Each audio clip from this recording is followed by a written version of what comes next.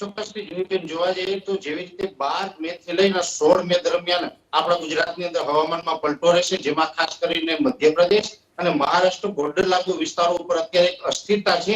આ અસ્થિરતાની અંદર 850 એચપી લેવલે એક શિયર ઝોન સર્જાયો છે. 700 એચપી લેવલે અરબી સમુદ્રમાંથી ત્યાં ભેજ પહોંચી રહ્યો છે.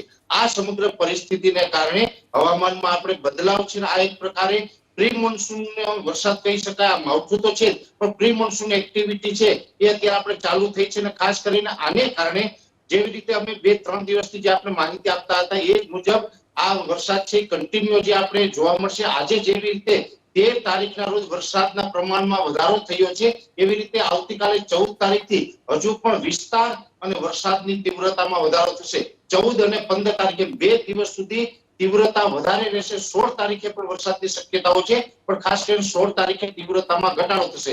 ખાસ મહત્વની વાત એ છે કે આ સિસ્ટમ છે એની અંદર થંડરસ્ટોર્મ એક્ટિવિટી થઈ રહી છે. થંડરસ્ટોર્મને કારણે જ્યાં વરસાદ પડશે ત્યાં ગાજવીજ અને ભારે પવન સાથે વરસાદ પડશે.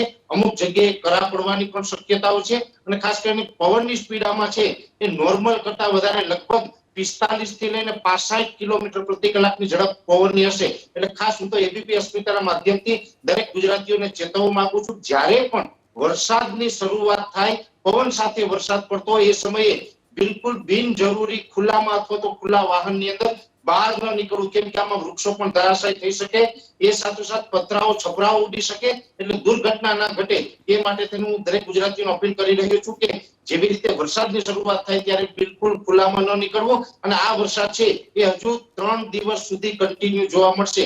14, 15 અને 16 એમ રોજે રોજ જોવા મળશે. એમાં પણ સૌરાષ્ટ્રના જે ભાગો છે, આવતીકાલથી સૌરાષ્ટ્રના પશ્ચિમ ભાગોની અંદર વરસાદની ગતિવિધિ તેજ થાય તેવી શક્યતાઓ છે, જેમાં દ્વારકા, જામનગર અને પોરબંદર વિસ્તાર અને જુનાગઢ અને રાજકોટના અમુક વિસ્તારોમાં પણ સૌરાષ્ટ્રની અંદર આવતીકાલે વરસાદની તીવ્રતા વધારે જોવા મળશે. એ સાથે કચ્છનું રાપર તાલુકો અને દરિયાઈ કાંઠાના જે બીજા તમામ તાલુકાઓ છે, તમામ તાલુકાની અંદર કચ્છમાં પણ વરસાદની તીવ્રતા છે વધી શકે છે.